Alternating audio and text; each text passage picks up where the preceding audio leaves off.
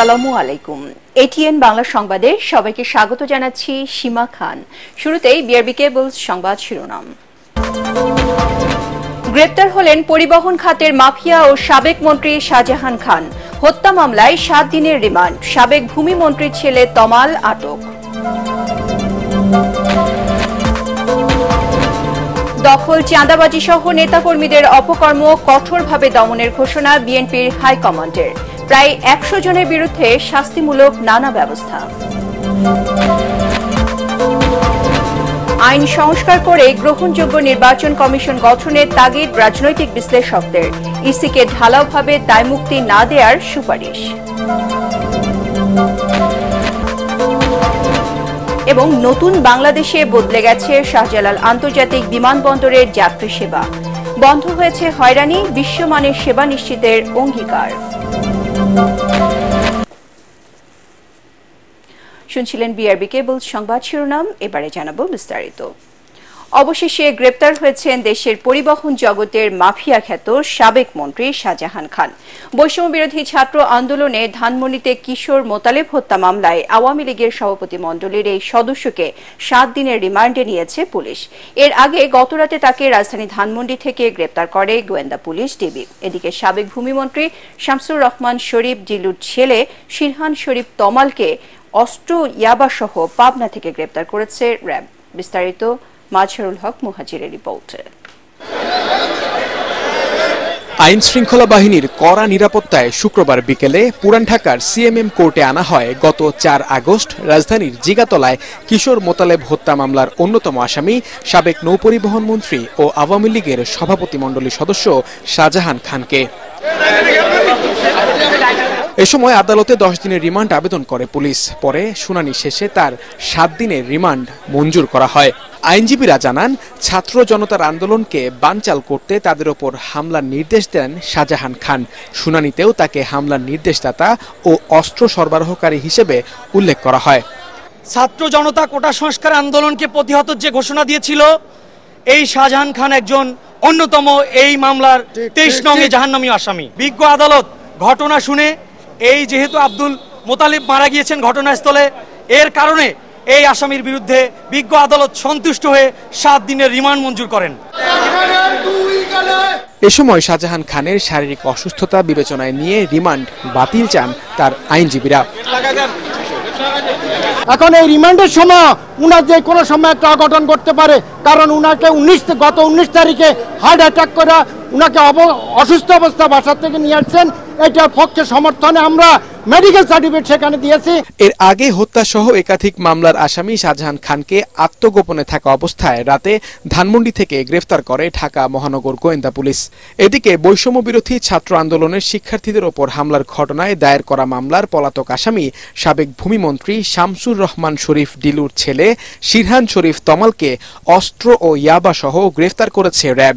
আওয়ামী লীগ সরকারের আমলেই তার বিরুদ্ধে নানা অভিযোগে একাধিক মামলা হয়। অন্যদিকে পোশাক শিল্পের অস্থিরতা রোধে যৌথ অভিযানে সাভারের বিভিন্ন এলাকা থেকে 8 জনকে আটক করেছে যৌথ বাহিনী। এদের মধ্যে 2 জন নাশকতার জন্য অর্থের যোগানদাতা। পুলিশ জানায়, গ্রেফতারকৃতরা ঝুট ব্যবসায় প্রভাব বিস্তার সহ নাশকতার উদ্দেশ্যে পরিকল্পিতভাবে গার্মেন্টস শ্রমিকদের উস্কে দিচ্ছিল। মাজহারুল হক মুহাজির, এটিএন বাংলা, ঢাকা। দখলদারিত্ব, চাঁদাবাজি সহ দলীয় শৃঙ্খলা বিরোধী যে কোনো কর্মকাণ্ড এবার কঠোরভাবে দমনের ঘোষণা দিয়েছে বিএনপি। শেখ হাসিনার পতনের পর এরই মধ্যে বিভিন্ন অভিযোগে প্রায় 100 নেতাকর্মীকে বহিষ্কার, শোকজ সহ নানা শাস্তিমূলক ব্যবস্থা দিয়েছে দলটির হাইকমান্ড। শীর্ষ থেকে শুরু করে তৃণমূল পর্যায়ের নেতারা বলছেন, স্বৈরাচার মুক্ত বাংলাদেশে বিএনপিকে ঘিরে জনগণের যে আকাঙ্ক্ষা তা কোনোভাবেই ভুলুণ্ঠিত হতে দেয়া যাবে না। মইনুল আহসানের বিশেষ রিপোর্ট।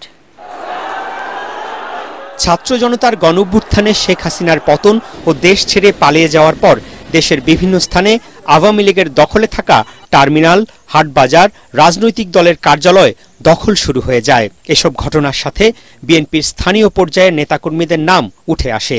এসব ঘটনা বিতর্কেরও জন্ম দেয়। বিব্রত হন শীর্ষ নেতারা। পরিস্থিতি নিয়ন্ত্রণে সরাসরি কঠোর নির্দেশনা দেন দলের ভারপ্রাপ্ত চেয়ারম্যান তারেক রহমান। কোনো প্রকার অনৈতিক কিংবা অনধিকার চর্চায় লিপ্ত হবেন না। প্রতিটি নেতা কর্মী, সমর্থক, শুভাকাঙ্ক্ষীকে মনে রাখতে হবে, জনগণ বিএনপিকে বিশ্বাস করে। বিএনপির নীতি নির্ধারণী নেতারা বলছেন, স্বৈরাচার মুক্ত নতুন বাংলাদেশ প্রতিষ্ঠায় ছাত্র জনতার আকাঙ্ক্ষাকে ধারণ করে রাজনীতিতে গুণগত পরিবর্তন এখন সময়ের দাবি।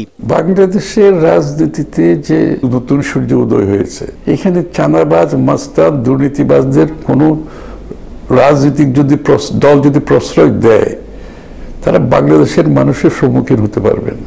রক্তস্নাত বিপ্লবের মধ্য দিয়ে অর্জিত নতুন স্বাধীনতা, আমরা নতুন বিজয়কে অর্থবহ করতে চাই। সুতরাং আমাদের সবাইকে ধৈর্য ধারণ করতে হবে, শৃঙ্খলা ফিরিয়ে আনতে হবে। বেশিরভাগ ক্ষেত্রে কিন্তু আমাদের নামে, বিএনপির নামে অন্য কেউ সুযোগগুলি গ্রহণ করার চেষ্টা করছে। মানুষকে শান্তি দিতে হবে, সুখ দিতে হবে, আইনের শাসন, ভোটের অধিকার মুখে বললে হবে না, এগুলি পরিবর্তন করতে হবে। আর আমরা ছেলে মেয়েদের মনে করতে পারি কিছুই বুঝে না। আমাদের ছেলেমেয়েরা ওরা যে কত বুঝে, কত সাহসী, প্রমাণ করে দিচ্ছে তো আমাদের চেয়ে সাহসী তারা। তাদের চোখ ফাঁকি দেখে এগুলি করা যাবে না। নেতারা এও জানান, এরই মধ্যে নানা অভিযোগে নীতি নির্ধারণী ফোরাম থেকে তৃণমূল পর্যায়ে অনেকের বিরুদ্ধে শোকজ, বহিষ্কার, মামলা সহ নানা ব্যবস্থা নেওয়া হয়েছে। দলের মধ্যে থেকে বের করা তো বড় কথা না, এদেরকে তো আইনের সম্মুখীন হতে হবে। যে কোনো ধরনের চাঁদাবাজি, মস্তানি, দখলদারি, এই সংখ্যালঘুদের উপর কোনো ধরনের সুযোগ নেওয়া, এমন কোনো সুযোগ নাই। কিছু বিচ্ছিন্ন ঘটনা তো হয়েছে, এ দলের নাম ভাঙিয়ে বিভিন্ন সময় বিভিন্ন কিছু করে, সেটার জন্য ঢালাওভাবে আমাদেরকে অভিযুক্ত করার কোনো কারণ নেই। আমাদের চেয়ারম্যান সাহেব ক্লিয়ার করেছে, তারেক রহমান সাহেব, যে কোনো প্রকার বরদাস্ত করা হবে না, এবং ওই কথা দল থেকে বহিষ্কার না, খালি প্রশাসনের কাছে হস্তান্তর করে দেওয়া হবে। এটিএন বাংলাকে বিএনপি নেতারা আরো বলেন, আওয়ামী লীগের আমলে হামলা, মামলা সহ অবর্ণনীয় নির্যাতনের শিকার হলেও কোনোভাবেই আইন নিজ হাতে তুলে নেওয়া যাবে না। বিএনপি নেতাকর্মীদের এই বার্তা স্পষ্ট করে দেয়া হয়েছে। মইনুল হাসান, এটিএন বাংলা, ঢাকা। ছাত্র জনতার আত্মত্যাগকে কোনোভাবেই কলঙ্কিত হতে দেয়া হবে না বলে জানিয়েছেন বিএনপির সিনিয়র যুগ্ম মহাসচিব রুহুল কবির রিজভী। রাজধানীর রামপুরায় নিহত রিকশা চালক সাগরের পরিবারের হাতে বিএনপির ভারপ্রাপ্ত চেয়ারম্যান তারেক রহমানের পক্ষে অনুদান তুলে দিয়ে তিনি একথা বলেন। বাংলাদেশের অভ্যন্তরীণ বিষয়ে ভারতের প্রতিরক্ষা মন্ত্রীর বক্তব্যের সমালোচনা করে রিজভী বলেন, এদেশের স্বাধীনতা, সার্বভৌমত্বের প্রশ্নে কারো হস্তক্ষেপ বরদাস্ত করা হবে না। ফ্যাসিবাদীদের দোসররা শ্রমিক অসন্তোষ তৈরি করে দেশকে অস্থিতিশীল করার পাঁয়তারা করছে বলেও দাবি করেন বিএনপির এই মুখপাত্র। বাংলাদেশ একটি স্বাধীন দেশ, সার্বভৌম দেশ। এইখানে ভারতের প্রতিরক্ষা মন্ত্রী আপনার ইউক্রেন, রাশিয়া বা ওখানে ইসরায়েল, হামাসের সাথে বাংলাদেশের এখানে তুলনা করলেন কেন? মোহাম্মদ সাগররা যে রক্ত দিয়েছে, এই রক্ত হচ্ছে দেশের স্বাধীনতা রক্ষার, এই রক্ত হচ্ছে দেশের সার্বভৌমত্ব রক্ষার, তাদের রক্ত হচ্ছে গণতন্ত্র পুনরুদ্ধারের। এই মহিমান্বিত আত্মদানকে আমরা কলঙ্কিত করতে দেব না। যদি কেউ আমাদের দিকে অশুভ দৃষ্টি নিয়ে তাকায়, আমরা ঠিক তার উপযুক্ত জবাব দিতে প্রস্তুত আছি। ছাত্র জনতার আন্দোলনে গণহত্যাকে একবিংশ শতাব্দীর সবচেয়ে নৃশংস হত্যাকাণ্ড বলে মন্তব্য করেছেন বিপ্লবী ওয়ার্কার্স পার্টির সাধারণ সম্পাদক সাইফুল হক। রাজধানীতে বিপ্লবী শ্রমিক সংহতির সম্মেলনে তিনি বলেন, গণ অভ্যুত্থানে ছাত্র জনতার পর সবচেয়ে বেশি হত্যার শিকার হয়েছে খেটে খাওয়া শ্রমজীবী মানুষ। যুদ্ধ অপরাধীদের মতো এবারের গণহত্যার দৃষ্টান্তমূলক বিচার দাবি করেন তিনি। সেই সাথে অন্তর্বর্তী সরকারে তাদের কোনো প্রতিনিধি না থাকায় দুঃখ প্রকাশ করেন বিপ্লবী ওয়ার্কার্স পার্টির এই নেতা। নির্বাচন কমিশন সাংবিধানিক প্রতিষ্ঠান, এটা সরকারের কোনো অঙ্গ সংগঠন নয়, অথচ আপনারা সরকারের মানুষের ভোটাধিকারের বিরুদ্ধে দাঁড়িয়ে, গণতান্ত্রিক অধিকারের বিরুদ্ধে দাঁড়িয়ে নির্বাচন কেন্দ্রিক সরকারের নীল নকশা বাস্তবায়নের জন্য আউয়াল কমিশনও তারা ভূমিকা পালন করেছেন। ফলে অতীত আওয়ামী লীগ যেমন দায়ী, একই সাথে সদ্য বিদায়ী নির্বাচন কমিশনও তারা অস্বীকার করবার কোনো সুযোগ নেই। ধর্মবর্ণ নির্বিশেষে সকলকে নিজেদের নিরাপত্তা নিশ্চিতে ঐক্যবদ্ধ হয়ে কাজ করার আহ্বান জানিয়েছে ইসলামী আন্দোলন বাংলাদেশ। রাজধানী বংশালে গণসমাবেশে দলটির সিনিয়র নায়েবে আমির মুফতি সৈয়দ মোহাম্মদ ফয়জুল করিম বলেন, এদেশে সংখ্যালঘুদের নিয়ে যারা রাজনীতি করে তারাই হিন্দুদের মন্দিরে আক্রমণ চালায়। দেশে আবারও একটি গোষ্ঠী জুলুম, লুটপাট, দখলবাজি সহ ধ্বংসযজ্ঞ শুরু করেছে বলে মন্তব্য করেন ফয়জুল করিম।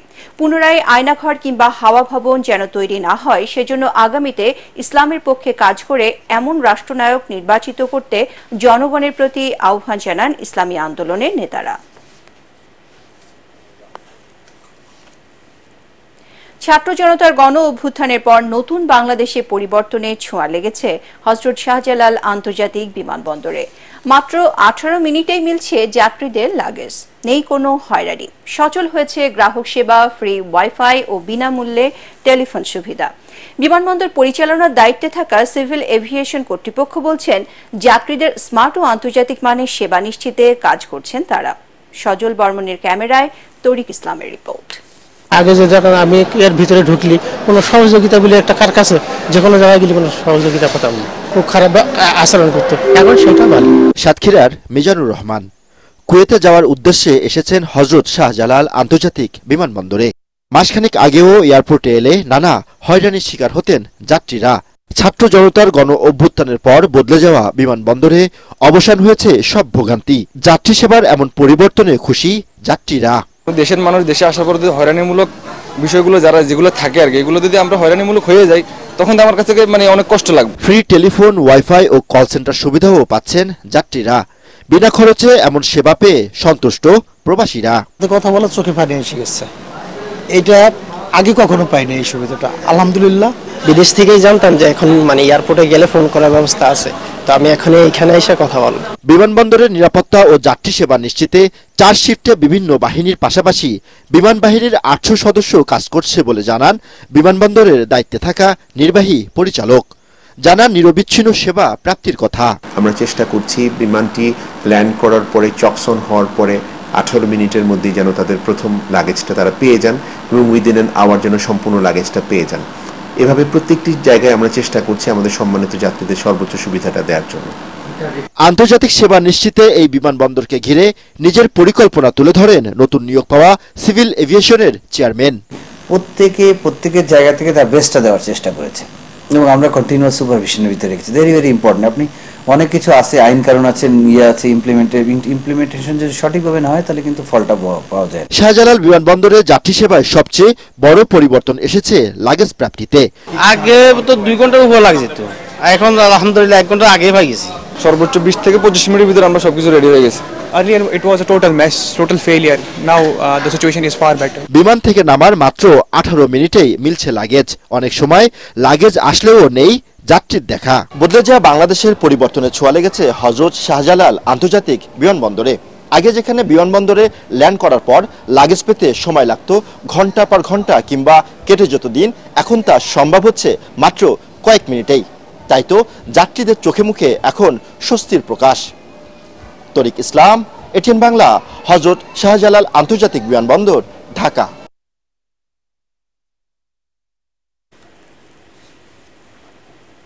আইন সংস্কার করে গ্রহণযোগ্য নতুন নির্বাচন কমিশন গঠনের তাগিদ দিয়েছেন রাষ্ট্রবিজ্ঞানী ও রাজনৈতিক বিশ্লেষকরা। তারা বলছেন, বর্তমান আইনের ত্রুটি চিহ্নিত করে সিইসি ও 4 নির্বাচন কমিশনার নিয়োগে উপযোগী আইন কাঠামো দরকার। একই সাথে নির্বাচন কমিশনকে ঢালাওভাবে দায়মুক্তি না দিয়ে তা আইনে সুস্পষ্ট করার সুপারিশ করেন তারা।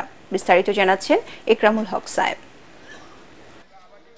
শেখ হাসিনার নেতৃত্বে আওয়ামী লীগ 2009 সালে দ্বিতীয়বার ক্ষমতায় আসার পর টানা 3 সংসদ নির্বাচন ছিল চরম প্রশ্নবিদ্ধ। নির্বাচন কমিশন গঠন নিয়েও ছিল বিতর্ক।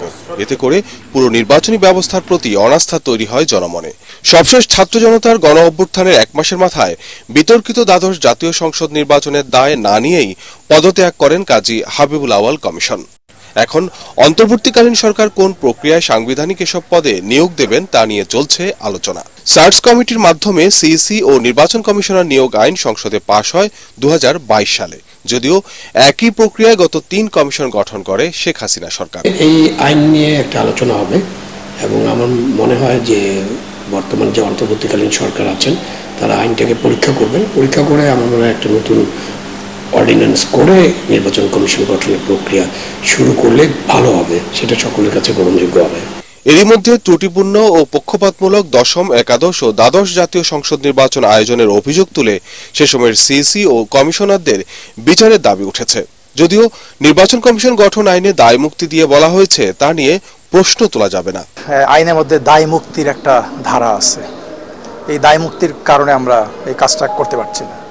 যেটা দরকার ওই যে আমি যেটা বললাম আইনটাকে সংশোধন করা, এটা ঢালাওভাবে বিচারের আওতায় না নিয়ে এসে আপনাকে দেখতে হবে যে তার দায়িত্বে কোনো অবহেলা ছিল কিনা। বিশ্লেষকরা একই সাথে বলছেন, নির্বাচন কমিশন গঠন প্রক্রিয়ায় স্বচ্ছতা যেমন জরুরি, তেমনি ইসির স্বাধীনতা নির্ভর করে সরকারের সদিচ্ছার উপর।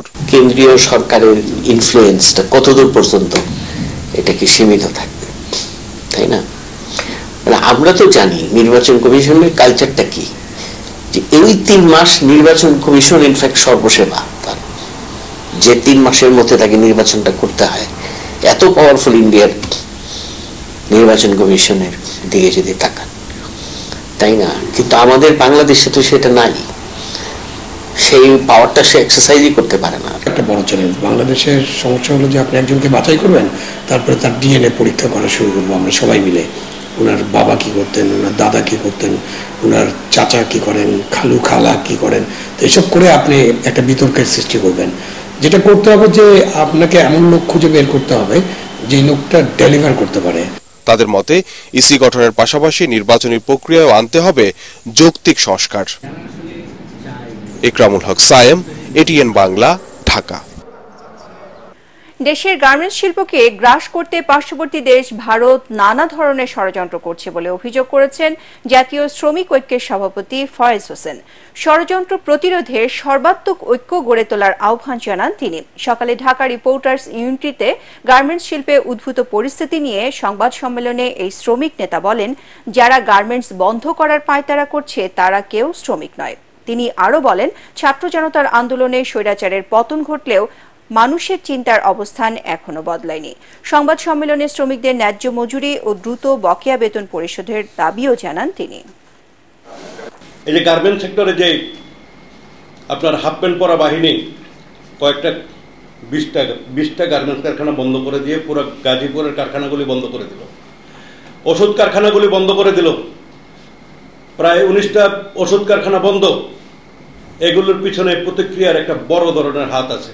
যে সকল লোককে গার্মেন্টস কারখানা বন্ধ করতে দেখেছে তারা প্রকৃত অর্থে শ্রমিক নয়। আওয়ামী লীগ সরকারের পতনের পর থেকে দেশের বিভিন্ন জেলায় সংখ্যালঘুদের উপর নির্যাতনের ঘটনায় 8টি দাবি পেশ করেছে বাংলাদেশ জাতীয় হিন্দু মহাজোট। ঢাকা বিশ্ববিদ্যালয়ের সাংবাদিক সমিতির কার্যালয়ে সংবাদ সম্মেলনে এসব দাবি জানানো হয়। সংখ্যালঘুদের নির্যাতনের ঘটনায় জড়িতদের আইনের আওতায় আনা, হতাহতদের ক্ষতিপূরণ দেয়া সহ বিভিন্ন শিক্ষা প্রতিষ্ঠানে জোর করে পদত্যাগ করানো, হিন্দু শিক্ষকদের নিজ পদে ফিরিয়ে আনার দাবি করেন সংগঠনটি।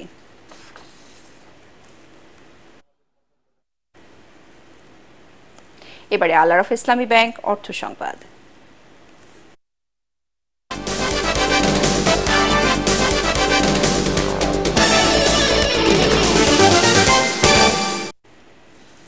রাজধানীতে পেঁয়াজের বাজারে অস্থিরতা কমছে না। খুচরা বাজারে এখনো প্রতি কেজি বিক্রি হচ্ছে 120 থেকে 130 টাকায়।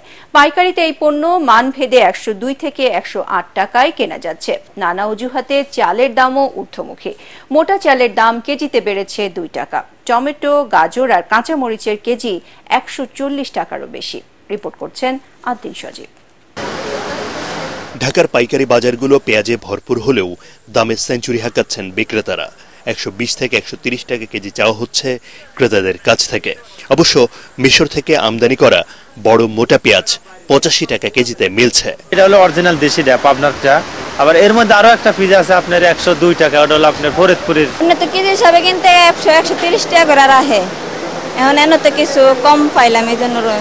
ইন্ডিয়ান পিস তো দিচ্ছে না আমাদের, বর্তমানে আসতেছে সরে হয়তো গোপনে আসে কিছু, তা অনেক দাম। এটা মিশরের পিস, এটার দাম ছিল আপনার 100 টাকা কেজি, এখন বর্তমান 80-85 এরকম বাজার। বন্যা ত্রাণ দিতে মোটা চালের চাহিদা বাড়ে গত 1 মাসে।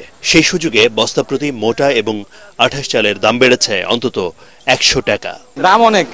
বন্যা দুর্গতদের সাহায্যের জন্য যে মালটা দেওয়া হচ্ছে এটা তো একটা ত্রাণের মাল, এটা একটু সস্তা থাকার কথা ছিল। অনেক মানুষ আছে যারা মধ্যবিত্ত, আরো নিম্ন মধ্যবিত্ত, তাদের জন্য কঠিন হয়ে যাবে। বৃষ্টির অজুহাতে সবজির দামেও বাড়তির হাওয়া লেগেছে। টমেটোর কেজি 140 টাকা, গাজর আর কাঁচামরিচ 160 টাকায় কিনতে হচ্ছে নগরবাসীকে। অস্থিরতা কমছে না আলুর বাজারেও। পারানের হাজার হাজার টন মাল দিচ্ছে না, জিনিসটা কাটছে না, কাটতে দিচ্ছে না। ময়মনসিংহে কোনো একটা জিনিস প্রোডাকশন হচ্ছে, এটা ঢাকায় কারণ বাজার আস্তে আস্তে কয়েকটা হাত ঘুরে আসতো। এই জায়গাটা আসলে গভর্নমেন্টের মনে হয় একটা ইনিশিয়েটিভ নেওয়া দরকার। বেগুন আগে প্রায় 65-70 টাকা করে কেজি নিয়েছি, আজকে 80 টাকা কেজি দেখতেছি। ডিমের ডজন 150 থেকে 155 টাকা পর্যন্ত। স্বস্তি নেই মুরগির বাজারেও। আদ্দিন সজীব, এটিএন বাংলা, ঢাকা। এবারে আন্তর্জাতিক সংবাদ।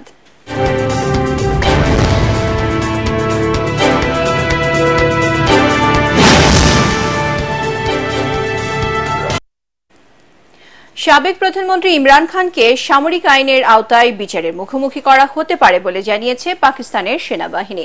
দেশটির সেনাবাহিনী মুখপাত্র লেফটেন্যান্ট জেনারেল আহমেদ শরীফ চৌধুরী সেনা সদর দপ্তরে আন্তঃবাহিনী জনসংযোগ RSPR কার্যালয়ে ব্রিফিংয়ে একথা বলেন।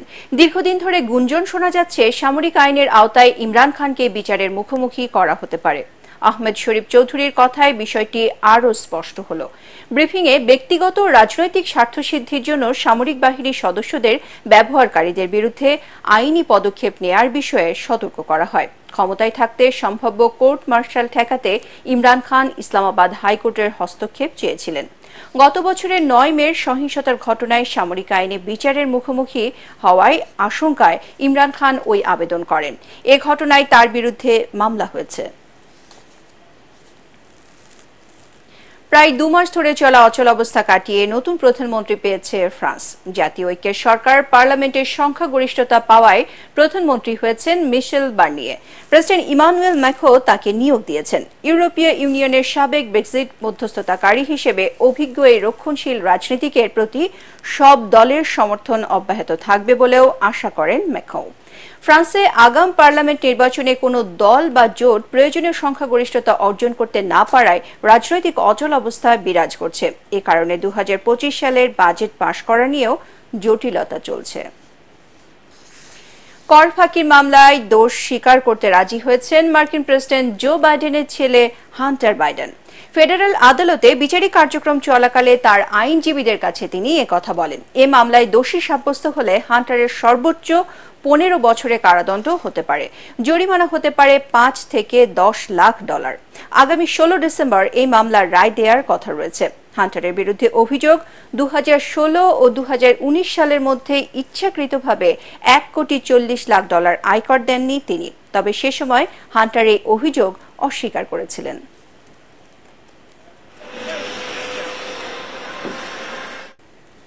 সামাজিক কার্যক্রমে অংশ নেয়া ছাত্রছাত্রীদের সম্মাননা সনদ দিল আমরা ধানমন্ডিবাসী নামে একটি সংগঠন। Dhanmondi government boys high school মিলনায়তনে আয়োজিত অনুষ্ঠানে গণ অভ্যুত্থানে নিহত শহীদদের স্মরণে 1 মিনিট নীরবতা পালন করা হয়। পরে সেখানে দেশাত্মবোধক গানের আয়োজন করে আমরা ধানমন্ডিবাসী। গত আগস্ট মাস জুড়ে ধানমন্ডিতে ছাত্রছাত্রীরা ট্রাফিক নিয়ন্ত্রণ, বৃক্ষরোপণ, দেয়ালে গ্রাফিতি অঙ্কন, পরিচ্ছন্নতা কার্যক্রম, নিরাপত্তা টহল দেয়। এসব কাজে স্বীকৃতি হিসেবে ছাত্রছাত্রীদের সম্মাননা সনদ দেয়া হয়।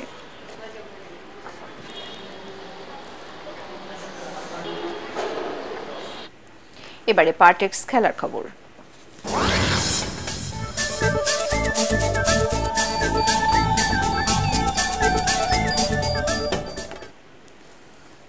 বিশ্বকাপ বাছাই পর্বে চিলিকে 3-0 গোলে হারিয়েছে আর্জেন্টিনা। এতে 7 ম্যাচে 18 পয়েন্ট নিয়ে টেবিলের শীর্ষস্থান ধরে রেখেছে বিশ্ব চ্যাম্পিয়নরা। অন্যদিকে উয়েফা নেশনস লিগে ক্রোয়েশিয়ার বিপক্ষে 2-1 গোলে জিতেছে পর্তুগাল। ক্যারিয়ারে 900 নম্বর গোল পেয়েছেন ক্রিস্টিয়ানো রোনালদো। এসএম আশরাফের আরেকটি রিপোর্ট। এক ম্যাচে লিওনেল মেসি আর অ্যাঙ্গেল ডি মারিয়া নেই আর্জেন্টিনার জন্য এমন অভিজ্ঞতা 2013 সালের পর আর হয়নি। তবে দুই কিংবদন্তিকে ছাড়াই লিওনেল স্ক্যালোনির দল মাঠ ছাড়ল হাসি মুখে। প্রথমার্ধ গোল শূন্য, দ্বিতীয়ার্ধের 3 মিনিটের মাথায় আর্জেন্টাইন শিবির উৎসবে মাতে। দেশের জার্সিতে 3 নম্বর গোল করেন Alexi Mac Allister.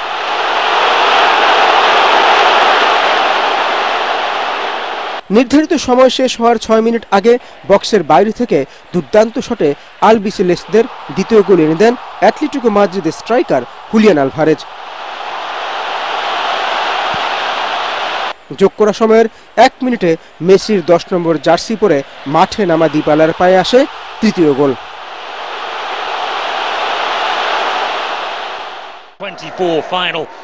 UEFA Nations লিগে আক্রমণ পাল্টা আক্রমণের খেলায় নিজেদের মাঠে পর্তুগালকে 7 মিনিটে এগিয়ে নেন দিয়েগো দালোত। যদিও তার আত্মঘাতী গোলেই ব্যবধান কমায় ক্রোয়েশিয়া, কিন্তু ক্রোয়েশিয়ার সমতায় ফেরার আগেই ইতিহাস সৃষ্টি করেন ক্রিস্টিয়ানো রোনালদো। প্রথম ফুটবলার হিসেবে ক্যারিয়ারের 900 গোলের অবিশ্বাস্য রেকর্ড গড়েন CR7। দেশের জার্সিতে এটি ছিল তার 131তম গোল। SM Ashraf, ATN Bangla.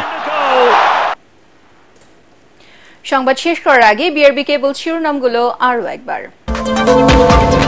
গ্রেপ্তার হলেন পরিবহন খাতের মাফিয়া ও সাবেক মন্ত্রী শাহজাহান খান। হত্যা মামলায় 7 দিনের রিমান্ড। সাবেক ভূমিমন্ত্রীর ছেলে তমাল আটক। দখল, চাঁদাবাজি সহ নেতাকর্মীদের অপকর্ম কঠোরভাবে দমনের ঘোষণা বিএনপির হাইকমান্ডের। প্রায় 100 জনের বিরুদ্ধে শাস্তিমূলক নানা ব্যবস্থা। আইন সংস্কার করে গ্রহণযোগ্য নির্বাচন কমিশন গঠনের তাগিদ রাজনৈতিক বিশ্লেষকদের। ইসিকে ঢালাওভাবে দায়মুক্তি না দেওয়ার সুপারিশ। এবং নতুন বাংলাদেশে বদলে গেছে শাহজালাল আন্তর্জাতিক বিমানবন্দরের যাত্রী সেবা। বন্ধ হয়েছে হয়রানি।